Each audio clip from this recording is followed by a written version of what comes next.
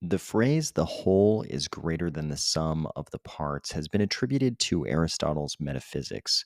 We won't delve into the matter of whether or not that's a mistranslation of the original, but the words do describe something very interesting about these decentralized technology projects we call blockchains.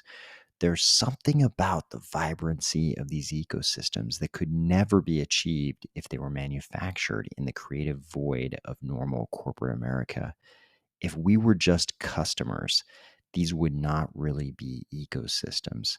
But there's something about all of us owning a piece of the network and striving forward together that makes the whole greater than just the sum of each of us.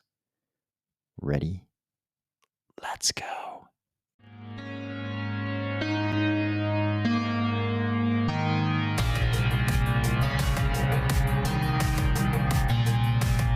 Today, we are going to discuss some information from the May Cardano 360, some details related to the Cornucopias land sale, a little surprise from Ada Realm, a Pavia Q&A, and a surprise Army of Spies moonbase that I didn't even know about. If you enjoy lying on your back and gazing up at a spiral of stained glass windows, or if you're finding value in these videos each weekday, please just consider delegating to the Army of Spies stake pool. That's ticker AOS. This May Cardano 360 was the first Cardano 360 where they sort of released all the segments in intervals kind of throughout the month as they came up. So there were some pieces of this that we've previously covered in May, and we won't cover those again here, but there were some interesting pieces of information we should talk about. We learned a little bit more about Mithril. You'll remember that Mithril is going to provide us with trustless light wallets. So these would be wallets where you don't have to go through the whole syncing of the whole chain thing that you might be familiar with from a full node wallet like Daedalus, but at the same time, they'll be trustless. So you don't have to trust that some centralized entity like Emergo is keeping a correct copy of the chain on their servers. Basically, Mithril will provide a certified snapshot of chain state to allow for full confidence syncing without downloading the whole chain. And this will enable these things like trustless decentralized light wallets. Arnaud Bailey here, technical architect at IOHK, explained that it will give light wallets the same security guarantees as regular Cardano nodes. It does this through a clever cryptographic scheme that takes into account the stake of holders to produce a signature that can be issued at certain intervals. A certificate can then be issued representing these certified signatures of some sufficient threshold share of all the stakeholders. So, not all the stakeholders, but a sufficient threshold share. This certificate then becomes the snapshot of chain state status. This means that only a fraction of the given stake is required to validate. Arnaud says they're in the final stages of cleaning up the code for Mithril in preparation for open sourcing the library, probably somewhere around June. There's a great article in the show notes for this Cardano 360 all about Mithril. So if you want more details on how Mithril works, just pop open YouTube, type in Cardano 360 May, and you will find this video, and down in the show notes will be a link to that article. We also heard from Denise Dalkalich of Paribus, which is a lending platform for NFTs, liquidity positions, so like LP positions, and synthetic assets. They've been building their MVP for 6 months, and they just got audit reports back. They're hoping to go live with the MVP in the next 2 months or so. Interestingly, Paribus says it can be distinguished from its competitors due to its automated valuations. There are no manual valuations in Paribus. So it's not a normal person-to-person kind of marketplace where one person will just say, hey, I've got this NFT and I think it's worth X. If you agree, let's do a little lending deal. It doesn't work that way. Instead, they're planning to have automated valuations, and he was talking about AI. I don't know anything about this, how well the AI works, if it works, anything like that, but Sounds like they'll be different in that respect. Automated valuations, not manual valuations in Paribus, apparently. We also heard from Vincent Cacciavenda of CardaShift. CardaShift bills itself as a community-run launchpad that raises funds, builds, and accelerates social and environmental startups. Then it was time for what is always my favorite part. You already know what it is. Triple H, Harrison, Hemsley, Hammond. And part of this was pre-recorded from the mid-month update, and we talked about it a little bit when it was released as the mid-month update, but some of this bears repeating. So based on what Nigel was saying back at the mid-month update and what Tim said more recently as part of this Cardano 360, right now it looks like we should be in the closed public testnet for Vossel. Most of this information in the technical update was about the Vossel hard fork combinator event. So we should be in the closed public testnet, which will be followed by a migration to the Cardano testnet with mainnet launch scheduled for June 29th. So June 29th is the currently scheduled date. But as always with IOHK, they say, hey, if things aren't perfect, if we're not happy, we will definitely push this back rather than push something out into the public that's not quite ready for mainstream consumption. Here's what that timeline looks like if you would like to consume a little bit more graphical presentation. Kevin also discussed that they're expecting to launch diffusion pipelining alongside Vossel, and they're in the final stages of testing right now. I think we're all excited to see what that actually looks like once it's out in the wild. We now have pretty much all of the important details on the Cornucopias land sale. At least all the details that I was looking for seem to be within our grasp now. Starting with land size, it looks like there will be 5 land sizes. That part we already knew. We didn't know how big the copious land size would be. Turns out it's 64 meters by 96 meters. If you have no idea how much that is, how big that is, this probably only applies to people in the US. But if you have no idea how big a meter is, we're going to get into that later, so don't worry. More importantly, we also know about price now, and this is kind of a pleasant surprise. We'd been hearing for a while that the price might be something like $100 to $5,000, and then they were talking about $200 to $5,000 even very recently. But I think Cornucopias made a very wise decision here. It's much cheaper than that. The small is down around $100, $102. Medium is $240. Large is $375. We'll talk about why I'm using dollar figures here.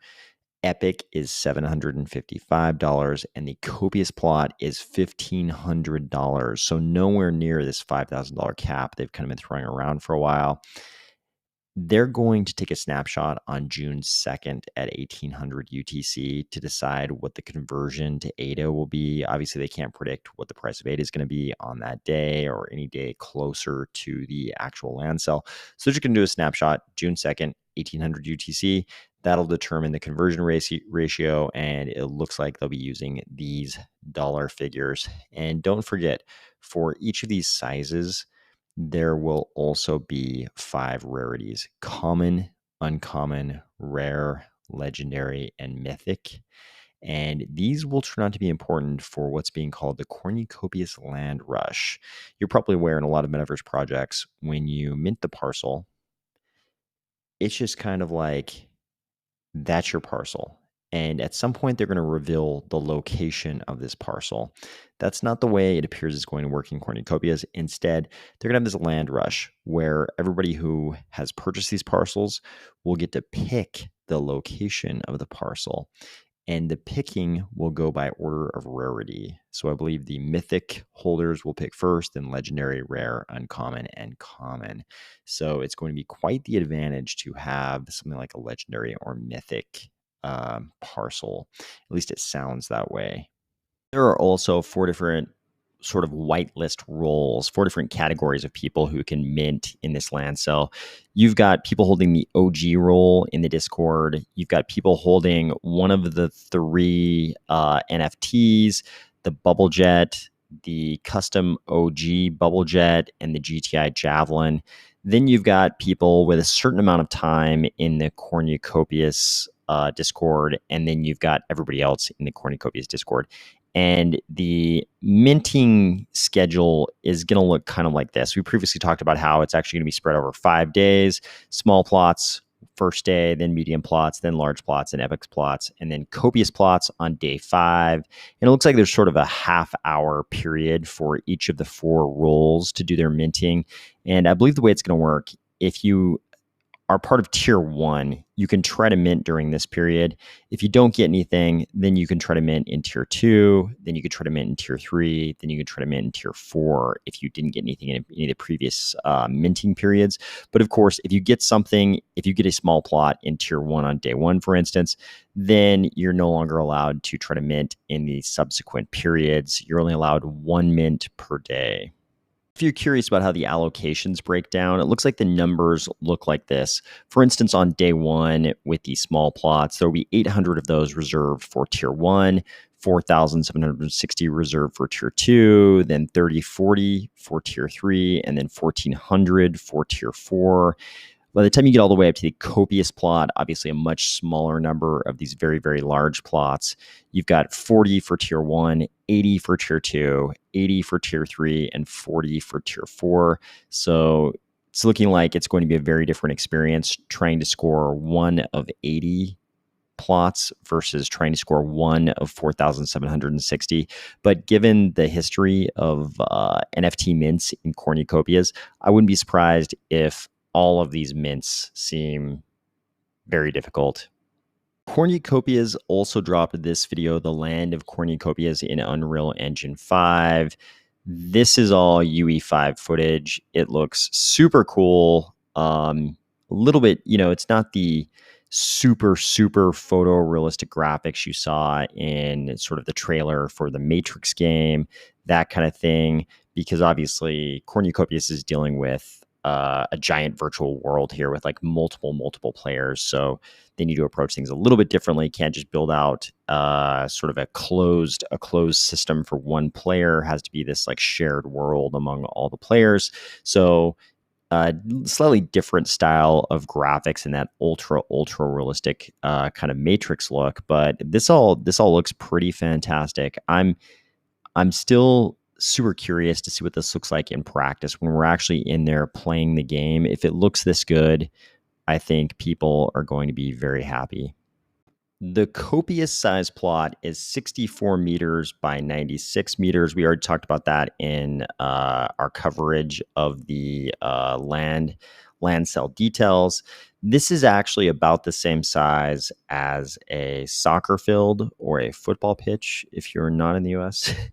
That is 70 meters by 106 meters. So the copious size plot is 64 meters by 96. A football pitch, at least the football pitch they show us in this Kobe Cafe, is 70 meters by 106 meters. I understand that the various football pitches can sometimes vary a little bit, and there's more like a range that they have to hit.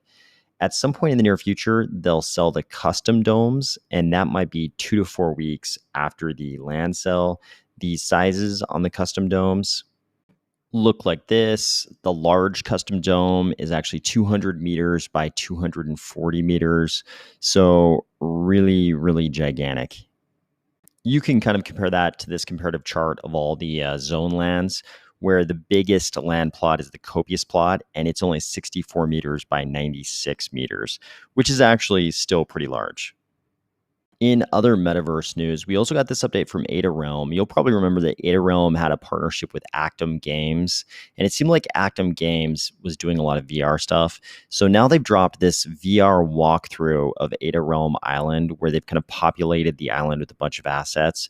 But it looks pretty good for, an early draft of a VR version of a Cardano metaverse.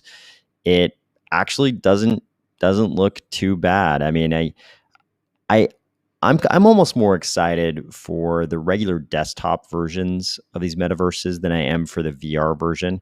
But for those of you who are more interested in the VR experience in these Cardano metaverses, I think for just a a short amount of time working with active games, this actually doesn't look too bad. When I watch the video, I can tell that these are Ada Realm plots just by the shape of the houses and some of the skins on the houses and those kinds of things.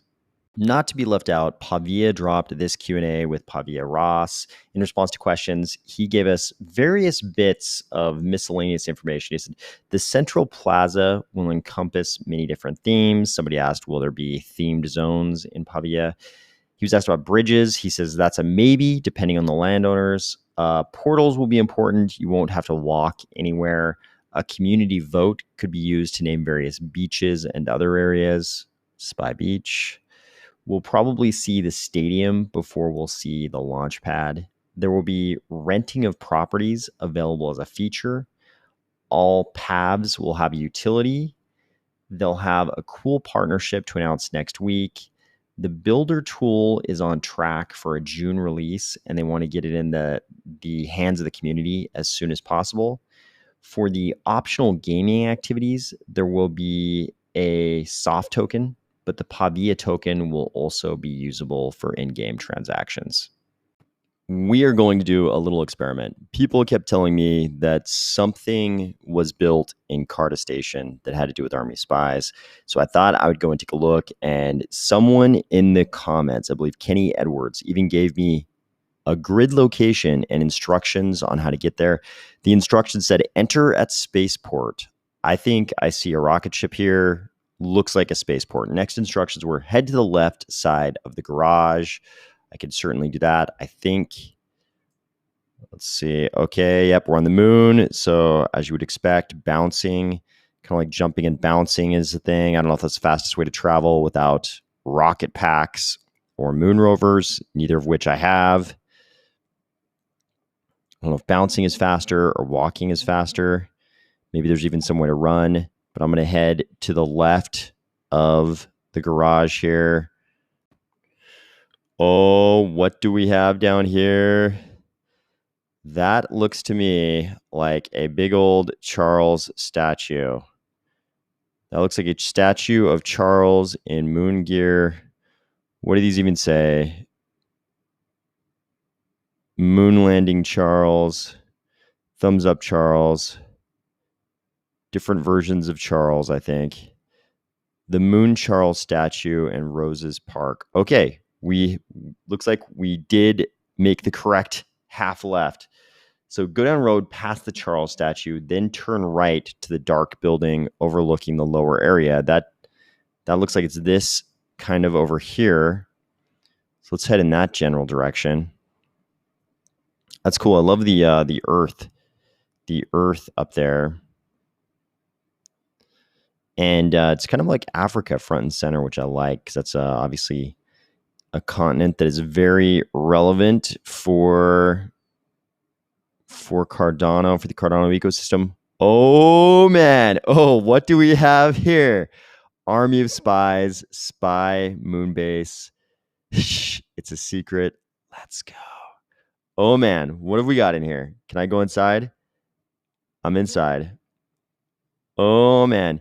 Notice, still waiting for spy and surveillance equipment shipment from Spy Beach in Pavia. Sorry for the... Oh, man, it's got the logo. It's got the logo on the floor. This is amazing.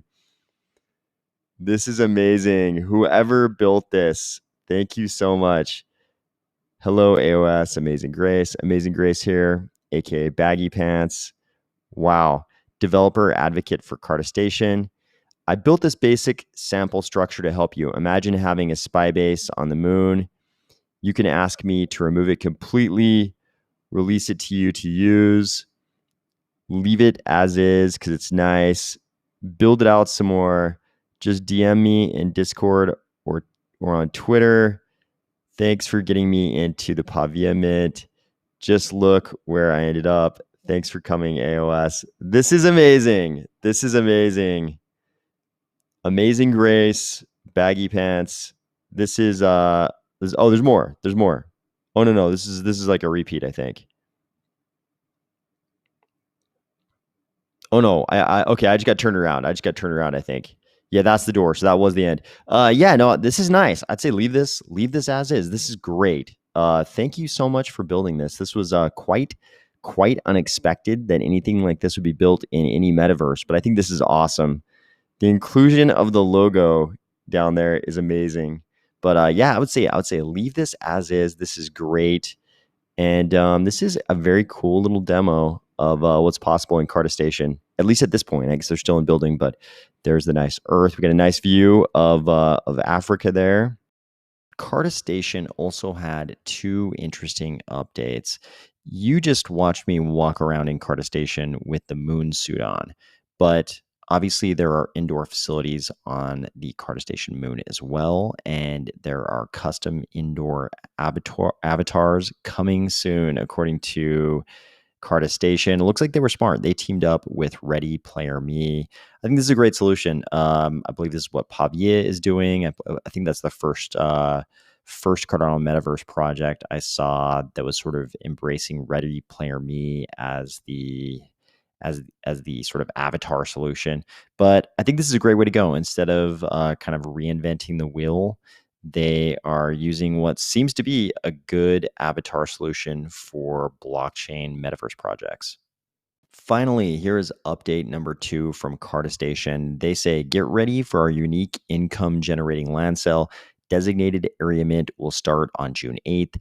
These areas will include biofarms, solar farms, stadium, central area, garage, and spaceport. And they're using hashtags play to earn and build to earn. I have no idea. And in this little image down here, they've got some images, I think, that are related to these plots they're describing. I have no idea how any of this is going to work in Carta Station, but I'm glad to see they've got multiple projects now in Cardano that seem to be focused on these kinds of things: play to earn, build to earn. It seems like these are things the blockchain crowd will be very interested in. Again, I have no idea how any of this is going to work, but I'm interested to find out. I hope you are having a great week, and I will talk to you tomorrow.